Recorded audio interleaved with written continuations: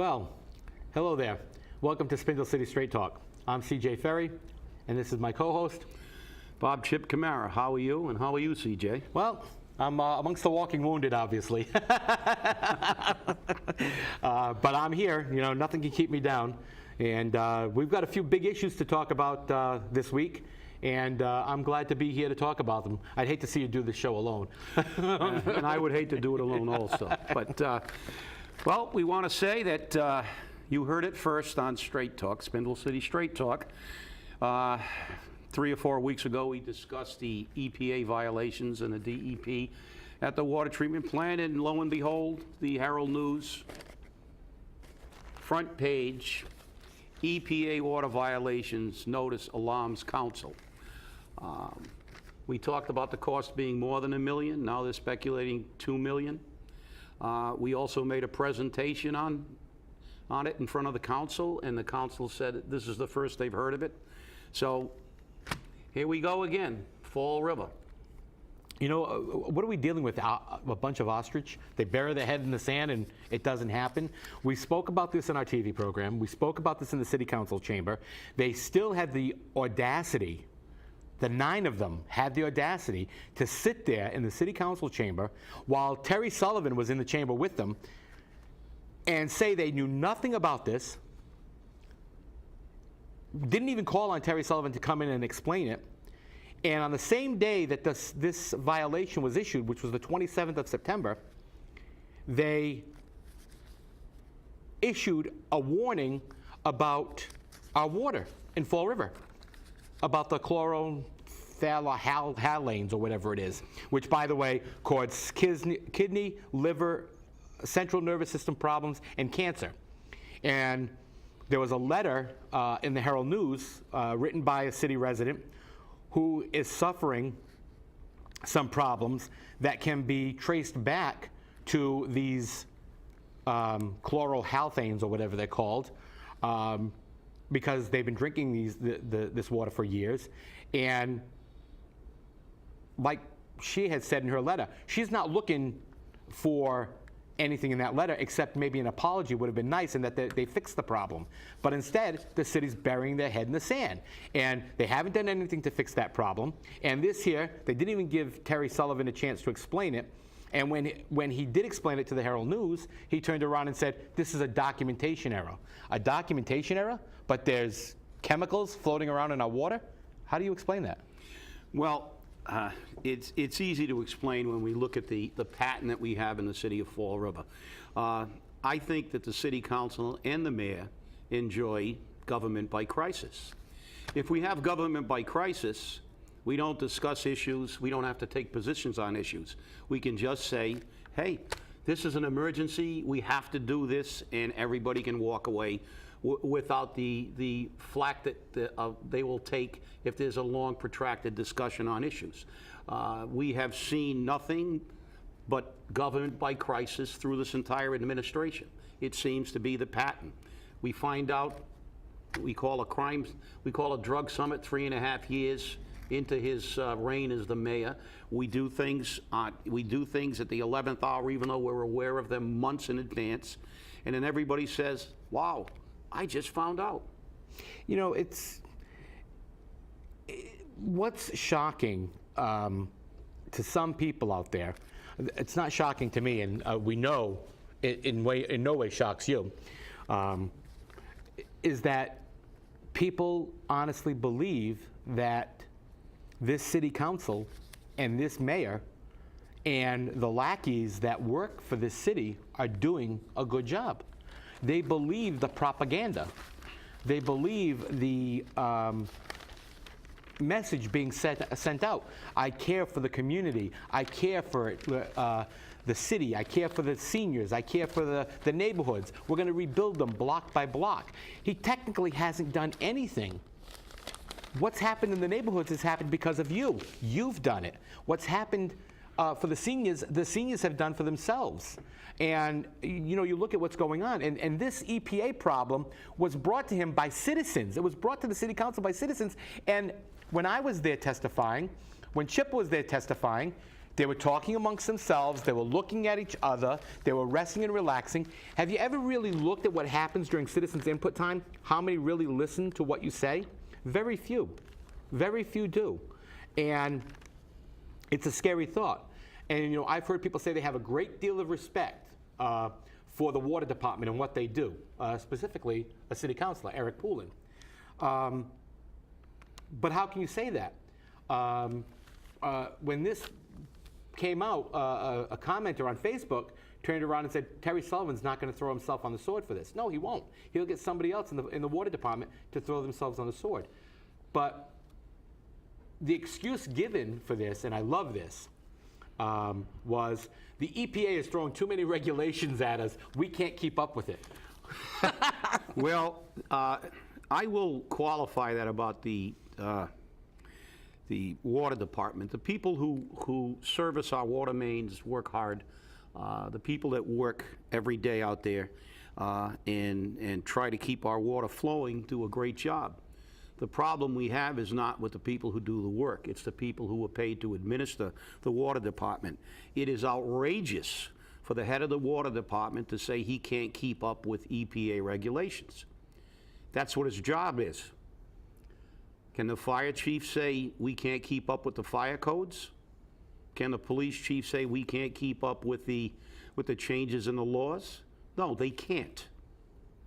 Yet we have a department head that's saying that, they're just passing regulations too quickly, and he has a whole tier of administrators to help him do his job.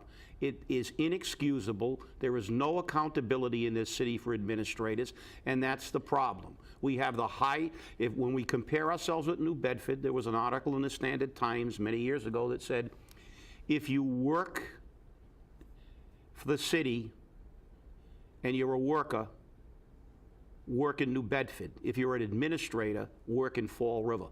Because our administrators get paid much higher than they do in New Bedford, and they do a far better job. And there's never been a department head that's held accountable, because the reality is the department heads are not selected because of their ability to do the job. They're selected because they're political insiders.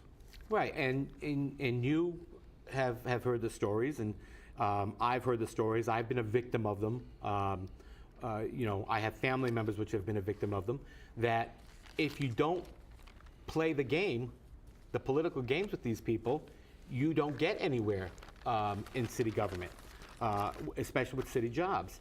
And people get them because they do what, quoting this now, they do what they're told.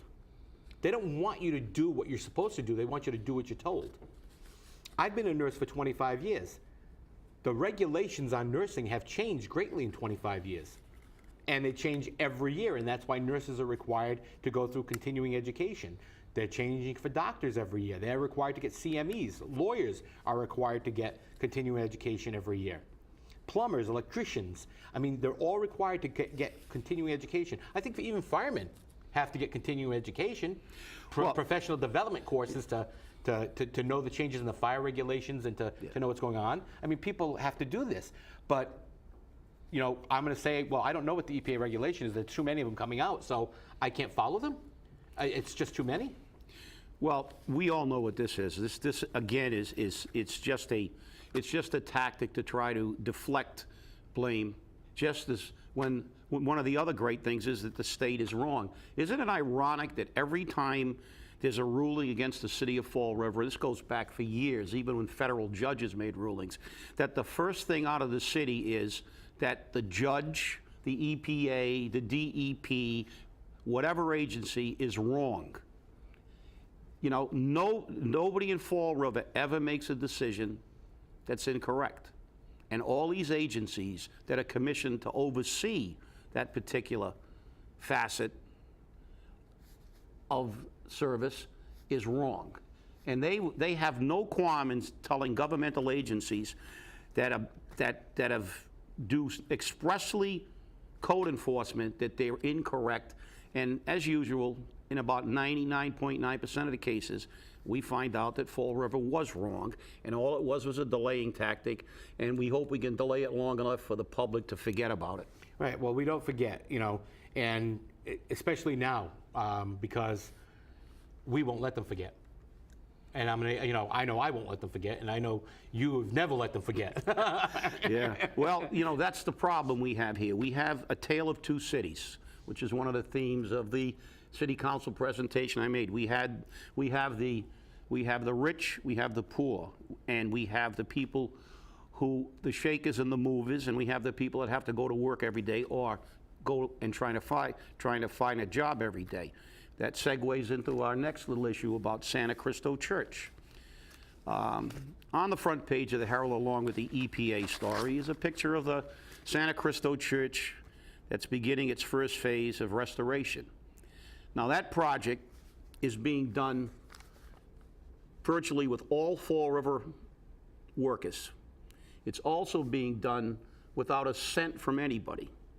A small parish, a fairly small parish with less than 300, I believe, I believe it's about has 300 raised literally $2.3 million or something in that ballpark. something in that vicinity to renovate their church. It just goes to show what we can do. And as part of this article, I find it rather ironic as the mayor touts how good our economy is and how he's moving the city forward and how he's fighting for jobs, that the pastor of Santa Christo, Mr. Oliveira, made this statement, and this is a direct quote. "These are tough times," Oliveira said. "Many people are unemployed. The parish of Santa Christo has great people, and they love their church." So ironically, the people that he sees every day are the people that we see. The people whose average income is about $20,000 per person, and the average household in Fall River is $24,000, which is 1/3 the state average. These are the people they see, but it seems that our administration doesn't. We have a government center that's been renovated at our cost, and I'd like to see the cost because CJ took some pictures up there of the new Italian marble floors and the flat screen TVs. And I think it's a little bit of irony when we see hardworking people taking money out of their pocket to pay for their church while our government spends money on Italian marble floors. It was really interesting. I was up there, and I stepped off the elevator, and the first thing that slapped me in the face was these sparkling clean, shiny white floors. And I wasn't sure what they were. They really didn't look like they were ceramic. So I'm thinking they're probably faux Italian marble or faux marble or something, and they very well may be. But I will tell you one thing. When they get wet, somebody's going to slip and fall, and there's going to be one heck of a lawsuit brought against the city because there was nothing wrong before. You couldn't slip on anything. Now there's something you can slip on. But I looked up right in front of the elevator between the two bathrooms, and there's a big screen TV. It wasn't turned on yet. It wasn't connected. And I'm going, why do they need a TV on the wall? So I took some pictures in there, and I walked around, and I looked down the halls, one going right down to the mayor's office, the hallway going down to the mayor's office, and the other one that goes right down in front of the law office. And in front of the law office, there was a ladder, and there was some work being done. They were replacing all the ceiling tiles. And they had some plastic over the rugs in the conference area, the news conference area, where the flags are. And I noticed that out on the balcony, there's a lot of construction material. There's rolls of wire and ladders and and I'm like, a lot of construction work must be going on here. And I said, this must be the new palatial estates of Fall River, Looked very, very nice. I mean, it looked very nice. The rest of the city hall didn't look like that, but 6th floor did. Very good. So I started asking around. Of course, we have our crew of people which do some investigation for us as well. And we started asking around. And the person who did the floor was Mr. LeBeau. Many people may know him here in Fall River. His wife fought for the playground over at St. Anne's Neighborhood Association, Pam La Liberty LeBeau. And he, according to what was derived from our sources, he didn't contract for that. He was a subcontractor to a subcontractor. very interesting. And again, we further looked, and then we're still trying to confirm it, but the rumor has it that Amerisco was the contractor. So I'm going, that's interesting. So I looked up who this Amerisco was. They're a Framingham company. They're an energy company. They work on cutting energy costs. And somebody says, well, didn't they give the money to the neighborhood associations when we had the energy audit program? And no, that money came from National Grid. So I'm looking even further. But it's very interesting to see. But they, they're into making buildings, new construction, energy efficient, putting in energy efficient, alternate energy sources, that type of deal. I didn't think they were into remodeling, and I still don't think they are. So I think this needs a little more digging. But one of the things about the Santa Cristo job, which is interesting, the diocese hasn't helped Santa Cristo Church at all. The diocese actually was in the process of looking at potentially closing Santa Cristo Church. And the parishioners there pulled themselves up by their own bootstraps, and they did it themselves to make sure that what happened in New Bedford wasn't going to happen in Fall River, number one. And I think what needs to be said here, and I think that you people watching need to let the neighborhood associations know that there are churches in every neighborhood in the city which are questionable about being opened again next year.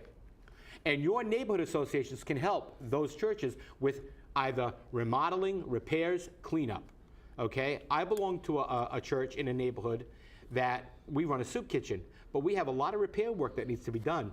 And we can only do so much of it ourselves. And our neighborhood association, not once have we seen anyone from our neighborhood association where that church is located come in and say, we'll help you with the meals, we'll help you clean up after. Never. So we're rebuilding one block at a time, maybe. But when you don't see the help coming from the neighborhood associations which are toting it all, playgrounds don't cut it all, okay? This is what cuts it. When the neighborhood comes together in a community that's a parish, and they brought the jobs, and they made sure that the people in their parish got jobs. That's how we do it in Fall River. We make sure that we pull together. And we didn't take loans. They did not take out one loan for this work, which is amazing because we have to bond 600 and some odd thousand jobs to build 2 parks. Well, again, we get back to how we do business in government and how we do business in the real world. We have people looking for jobs in the real world while City Hall seems to have full employment. And as we always say, we will find the answers to these questions because we will do what always reveals the truth. We will follow the money. We will find out who got the bids, and I'm going to make a bold prediction here.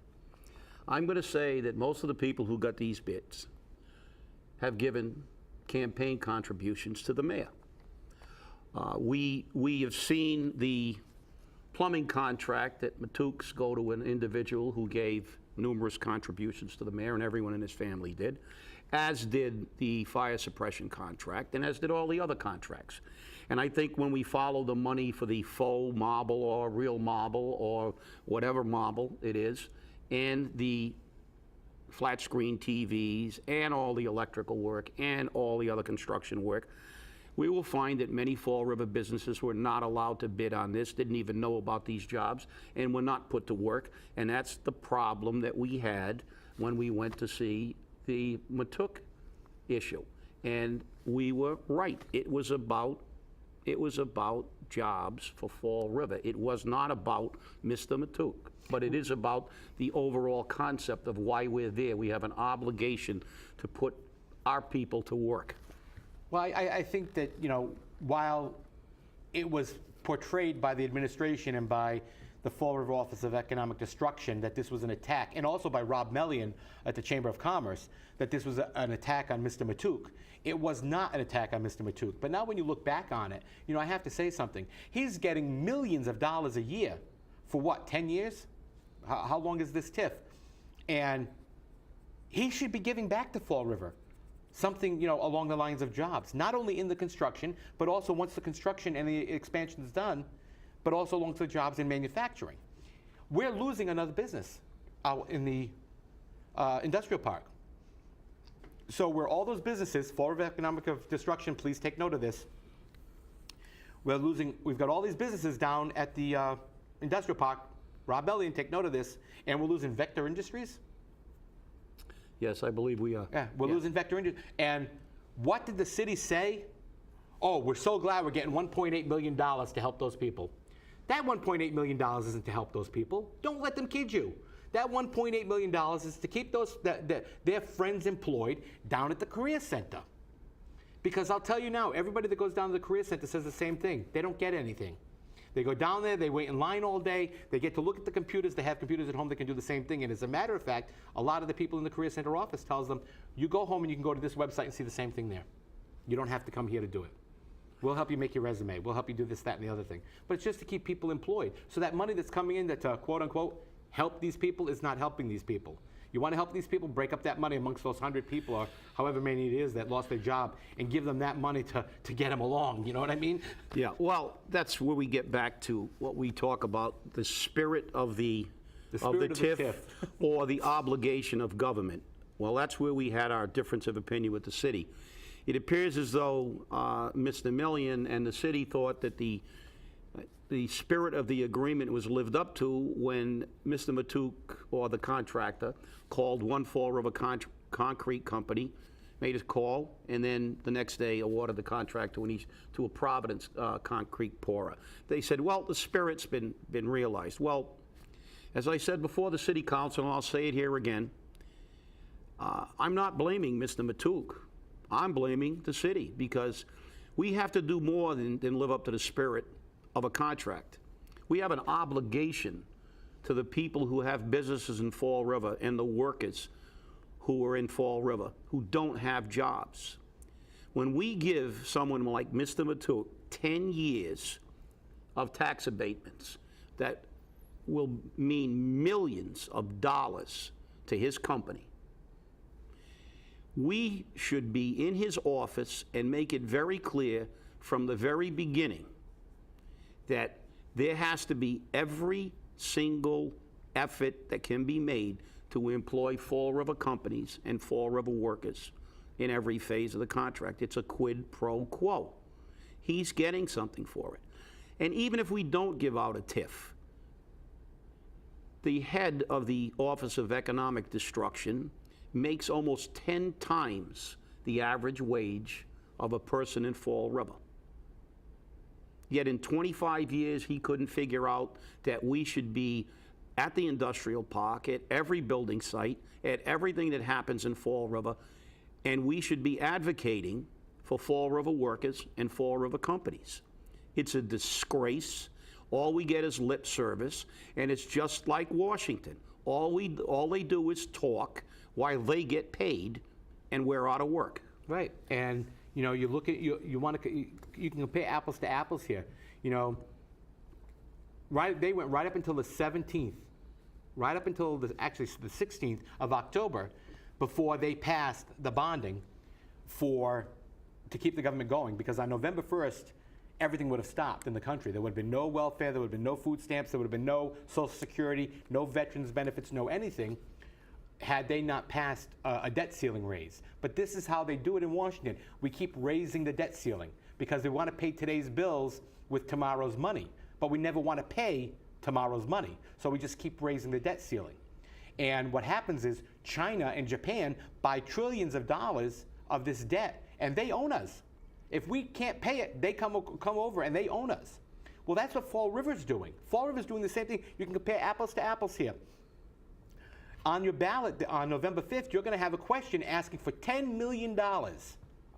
They want to bond $10 million to study flood problems in 4 different properties in the city.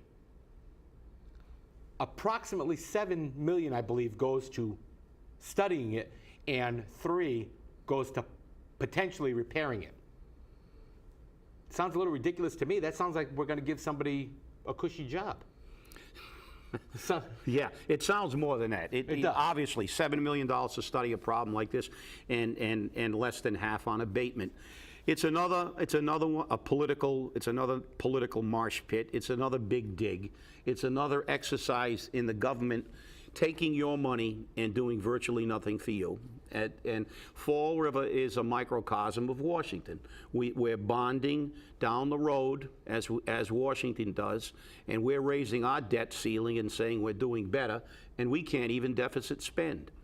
But while we're on that subject, we had some people saying we have to use props. And so today, I brought in the first prop. Okay, let's see it. Okay. I'm going to tell all our viewers, if you don't make your government do the job, if you don't hold their feet to the fire, if you don't start making them talk straight to you the way we talk to you, you will be nothing more than a pawn. There it is. It's interesting, and it's true. I mean, you know, when you go into that ballot box, November 5th is right around the corner. My personal opinion, and just so you know, I have already voted.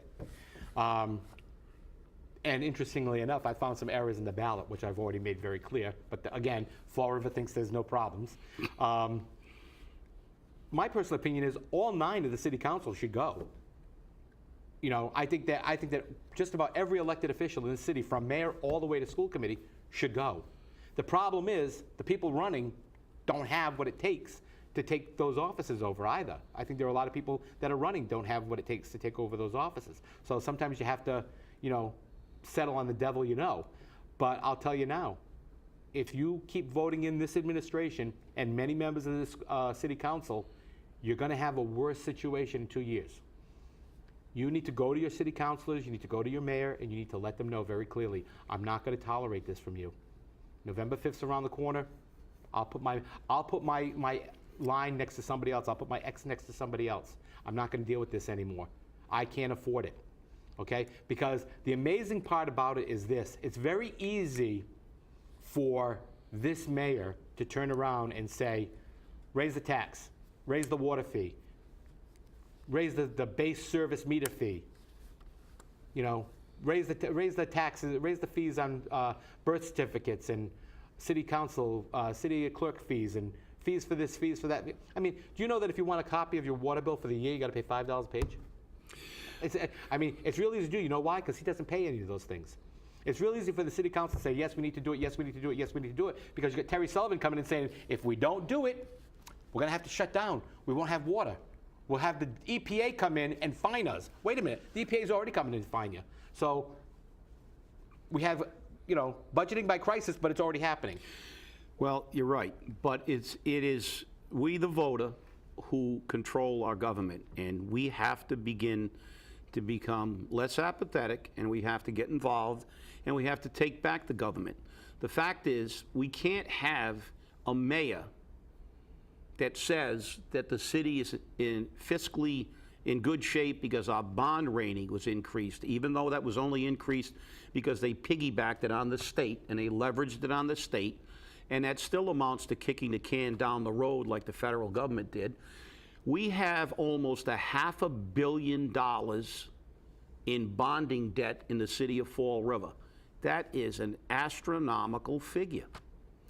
And in the same breath, he says, we're doing really well economically, but the cost of living in Fall River is going up. Well, apparently he's not paying attention. We have the 3rd highest unemployment rate in the state, the lowest per capita income of a city of our size in the state. So where are we going to get, you know, how can life be good in Fall River?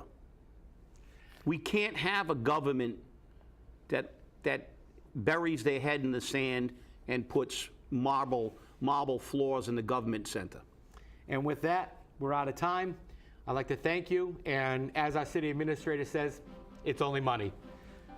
Thank you for watching. Please join us again next week.